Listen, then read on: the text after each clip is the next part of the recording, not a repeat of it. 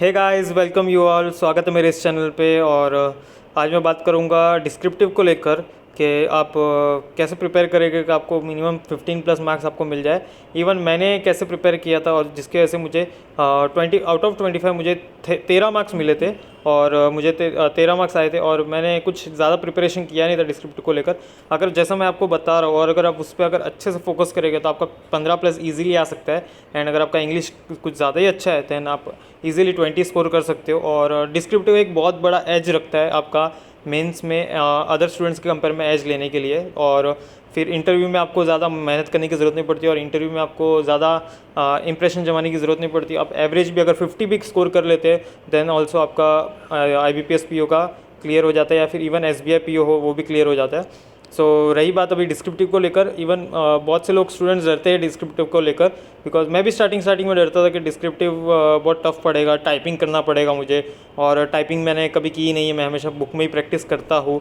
तो फिर मैं टाइपिंग करूँगा कैसे और इतने कम टाइम में मैं कैसे टैकल कर पाऊँगा कि मैं अच्छे से लेटर राइटिंग और डिस्क्रिप्टिव लिख पाऊँ, ऐसे राइटिंग सॉरी।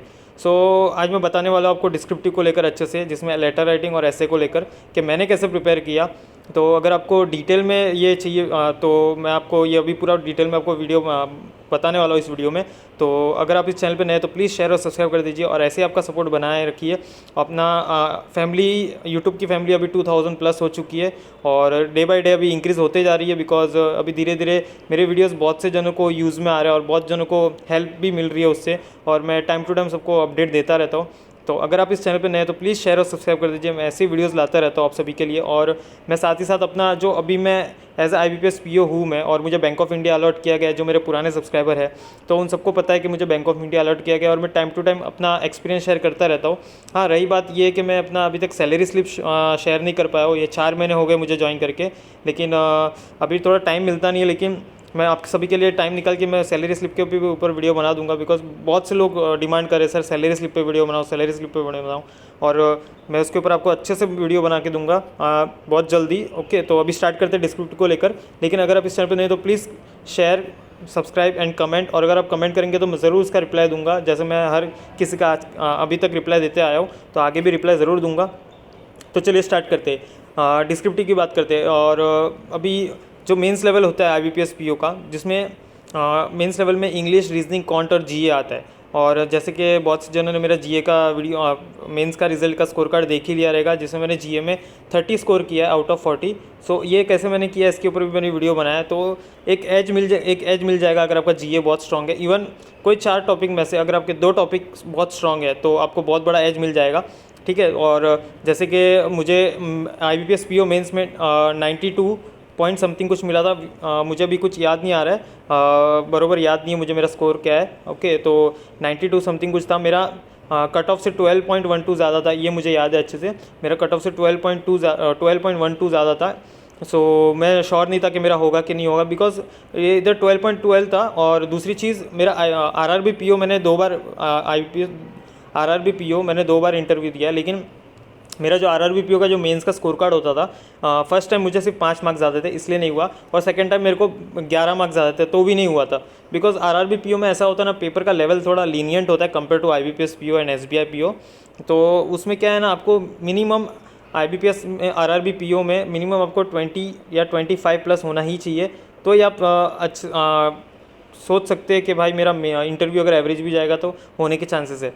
तो रही बात ये RRB PO की, क्या RRB PO में आपको अगर मान के चले 20-25 प्लस आ रहा है तो चांसेस बहुत अच्छे हैं। लेकिन IBPS PO में ये ज़रूरी नहीं है कि आपको 20-25 प्लस ही आना चाहिए। आप अगर 10 के ऊपर भी है तो बस आपका इंटरव्यू थोड़ा अच्छा जाना चाहिए। इवन मेरा 12 जैसे कि मैंने बताया 12.12 ज़्यादा था, तो मैं श्योर नहीं था कि मेरा होगा कि नहीं होगा। लेकिन जस्ट स्कोर कार्ड तो आपके 1 हफ्ते पहले ही आता है मेंस का, उसके बाद आपका इंटरव्यू रहता है। तो मैं इंटरव्यू देने गया था, तो इंटरव्यू के ऊपर भी मैंने अच्छे से वीडियो बनाया कि मेरा इंटरव्यू का एक्सपीरियंस कैसा था और क्या क्या क्वेश्चंस पूछे गए थे, कौन कौन से पैनल क्या क्या पूछते हैं क्वेश्चन, तो उसके ऊपर भी मैंने वीडियो बनाया।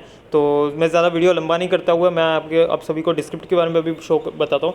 तो रही बात अभी डिस्क्रिप्टिव की, अभी डिस्क्रिप्टिव आपका 25 मार्क्स का रहता है। ठीक है, मुझे 13 मार्क्स आया और मैंने ये 13 मार्क्स लिटरली बोलूँ, मैंने 13 मार्क्स है ना, ये सिर्फ पाँच दिन प्रिपेयर की थी और वो भी डर के मारे कि मैं फर्स्ट टाइम डिस्क्रिप्टिव देने जा रहा हूँ। और ये IBPS PO का मेंस मेरा फर्स्ट टाइम था, बिकॉज मेरा IBPS PO लास्ट 3 साल से कभी नहीं निकला। जब जब मेरा आरआरबी पीओ निकला, मेरा आईबीपीएस पीओ का प्री ही नहीं निकला।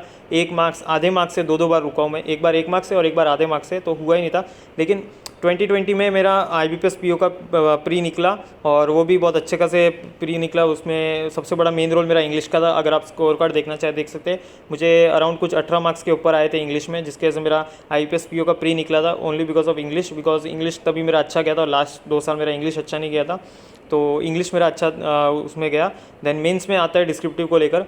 तो डिस्क्रिप्टिव में ऐसा रहता है कि आपको एक लेटर राइटिंग रहता है, एक लेटर राइटिंग रहता है और एक ऐसे राइटिंग रहता है, ठीक है।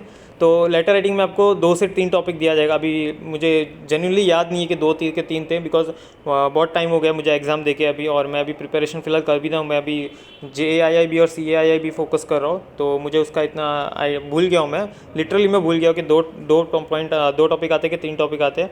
तो लेटर राइटिंग में ऐसा रहेगा, मेरे हिसाब से 3 टॉपिक है। तो लेटर राइटिंग में ऐसा रहेगा कि आपको एक कंप्लेन लेटर रहेगा, एक एप्लीकेशन लेटर रहेगा और एक इनफॉर्मल लेटर रहेगा, ऐसा रहता है। और मे बी चेंजेस भी होते हैं, मैं बोल नहीं सकता कि क्या श्योरिटी नहीं दे सकता आपको कि कैसा आता है, लेकिन मेरे टाइम पे ये 3 आए थे, लेटर राइटिंग, कंप्लेन लेटर और इनफॉर्मल लेटर। तो मेरा सबसे ज़्यादा अच्छा कमांड कंप्लेन लेटर पे रहता है, मेरा कंप्लेन लेटर पे बहुत अच्छा कमांड है। इवन मैं कॉलेज टाइम पे भी और स्कूल टाइम पे भी मैं कंप्लेन लेटर को ही चूज़ करता था, बिकॉज कंप्लेन लेटर में ऐसा रहता है कि आपको बस कंप्लेन करना है, और आप कंप्लेन में आप इजीली आप एकदम बेसिक इंग्लिश लिख सकते हो और अच्छे से उसको एक्सप्रेस कर सकते हो। तो मुझे बेसिकली मुझे लेटर राइटिंग में जो आया था, लेटर राइटिंग में मुझे आया था मिक्स ग्लिंडर जो होता है ना, मिक्स ग्लिंडर, वो मतलब ऐसा था कि एक कस्टमर था, नाम तो मैं भूल गया वो कस्टमर का, एक कस्टमर था, उसका मिक्स ग्लिंडर लिया था उसने और वो ख़राब हो जाता है। तो ख़राब होने के बाद वो एक्सचेंज करवा लेता है, एक बार वो ऑलरेडी एक्सचेंज करवा लेता है, फिर वो न्यू लेके जाता है उसके रिप्लेस में, लेकिन न्यू भी ख़राब हो जाता है। तो न्यू भी ख़राब हो जाता है, तो फिर वापस वो सेल्स रिप्रेजेंटेटिव के पास जाता है, लेकिन सेल्स रिप्रेजेंटेटिव उसको मना कर देता है कि नहीं, आप ऑलरेडी चेंज कर चुके हो। तो उस रिगार्डिंग जो भी बंदा है वो कंप्लेन फाइल करता है, वो मिक्स ग्लिंडर की जो कंपनी है उनके ऊपर सुपीरियर लोग को कंप्लेन फाइल करता है कि आप एक्सचेंज करवा के दो और अपने रिप्रेजेंटेटिव को बोलो कि मुझे एक्सचेंज करके दे। तो उसके रिगार्डिंग ये पूरा लेटर राइटिंग था। तो इसको मैंने बहुत अच्छे से, इवन 30 मिनट्स का टाइम मिलता है, मैंने लिटरली बोल रहा हूँ, मैंने लेटर राइटिंग को मैंने 22 मिनट्स दिए। लेटर राइटिंग को मैंने सिर्फ टोटल 22 मिनट्स दिए, मैंने 8 मिनट खाली ऐसे राइटिंग को दिए, 8 मिनट मैंने खाली ऐसे राइटिंग को दिया, बाकी मैंने 22 मिनट सिर्फ लेटर राइटिंग को दिया है। और मैंने लेटर राइटिंग को ऐसे प्रिपेयर किया, मतलब बहुत टाइम मैंने, इवन लास्ट के ये जो 20 मिनट के बाद मैंने लास्ट के जो 2 मिनट थे उसमें मैंने ये चेक किया कि जहाँ पे मैंने फुल स्टॉप लगाया उसके बाद कैपिटल लेटर आया है कि नहीं आया, और कहीं कहीं पे मेरे को एपोस्ट्रोफी यूज़ करना था, वहाँ पे मैंने एपोस्ट्रोफी यूज़ किया है कि नहीं किया है, कहाँ पे कॉमा यूज़ करना था वहाँ पे मैंने कॉमा यूज़ किया है कि नहीं किया है। मैंने 2 से 3 मिनट सिर्फ उसके पंक्चुएशंस को कैसे सब जगह मैंने बरोबर किया है कि नहीं, पूरा पंक्चुएशन देखा, बिकॉज मैं लेटर राइटिंग में मार्क्स लूज़ करना नहीं चाहता था, क्योंकि लेटर राइटिंग में मेरा कमांड था। और ऐसे राइटिंग की रही बात, तो ऐसे राइटिंग में मेरा इंग्लिश इतना अच्छा नहीं है कि मैं पूरा एक ऐसे राइटिंग अच्छे से लिख लूँ, मैं अच्छे से एक्सप्रेस कर सकूँ। मैं ऐसे राइटिंग में नॉर्मली इतना अच्छा कमांड नहीं है जितना मेरा लेटर राइटिंग में, और कंप्लेन लेटर पे ज़्यादा अच्छा कमांड है। तो कंप्लेन लेटर में क्या था ना, एक स्टैंडर्ड, एक स्कूल टाइम पे मैंने और कॉलेज टाइम पे मैंने एक फॉर्मेट बहुत बार मैंने लिखा था लेटर राइटिंग में। तो मुझे जैसे ही मेरा मेंस हुआ, IBPS PO का मेरा मेंस प्री हुआ, तो मैं श्योर हो गया अभी मेंस देना है और मेंस में आएगा डिस्क्रिप्टिव। तो फिर मैंने अपने दिमाग पर जोर लगा के मैंने वो कंप्लेन लेटर का जो स्टैंडर्ड एक स्टेटमेंट रहता है, मैंने वो याद करने की कोशिश की, और वो कोशिश करके मैंने उसको याद करके मैंने लिखा बुक पे, देन उसको वापस इम्प्रोवाइज़ किया। फिर वो एक कंप्लेन लेटर में एक स्टैंडर्ड मेरा एक स्टेटमेंट बन गया था 3 से 4 लाइन का, तो उसी को मैंने कॉपी पेस्ट कर दिया था मिक्स ग्लिंडर में।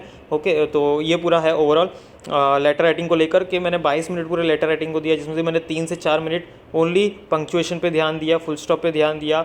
और इवन मेरा लेटर राइटिंग जो है जो एक लिमिट देते हैं, एक लिमिट देते हैं ना इनको एग्ज़ाम में, कि आप इतने लेटर से इतने वर्ड से ज़्यादा लिख नहीं सकते, लेकिन मैंने लेटर राइटिंग में कुछ ज़्यादा ही वर्ड्स लिख दिए थे। मैंने 150 प्लस या 180 के आसपास मैंने वर्ड्स लिख दिए थे लेटर राइटिंग में, लेकिन मैंने सोचा नहीं, मैंने लिखते गया और मैंने एकदम उसको कम्प्लीटली फाइनल किया उसको। देन फिर मैंने जंप किया ऐसे राइटिंग पे, और ऐसे राइटिंग पे 3 टॉपिक आए थे जिसमें मैंने ज़्यादा फोकस, एक पे मेरा ज़्यादा फोकस किया क्योंकि जो मुझे ईजी लगा और वो था advantages and disadvantages of work from home के एडवांटेजेस और डिसएडवांटेजेस था।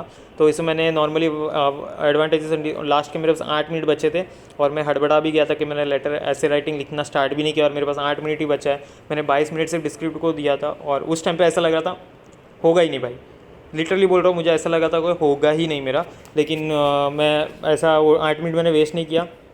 8 मिनट के बाद मैंने फिर ऐसे राइटिंग लिखना स्टार्ट किया, और ऐसे राइटिंग में मैंने हार्डली 8 मिनट में मैंने सिर्फ 6 लाइन लिखी है, सिर्फ 6 लाइन लिख पाया। और वो भी इतना फटाफट लिखा ना कि इंग्लिश का पंक्चुएशन का मैंने कुछ ध्यान नहीं दिया, बस फटाफट लिखते गया।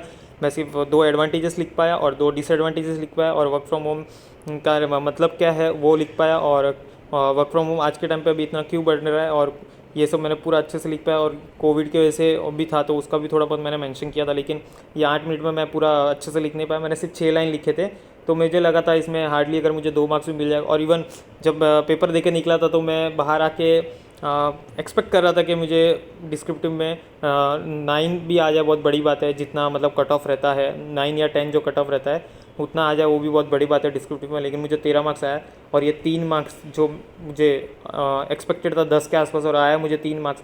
ये जो एक्सपेक्टेशन से ज़्यादा आ जाता है 3 मार्क्स, इवन 1 मार्क्स भी ज़्यादा आता है, तो वो बहुत बड़ा एज रखता है अदर स्टूडेंट्स के कंपेयर में।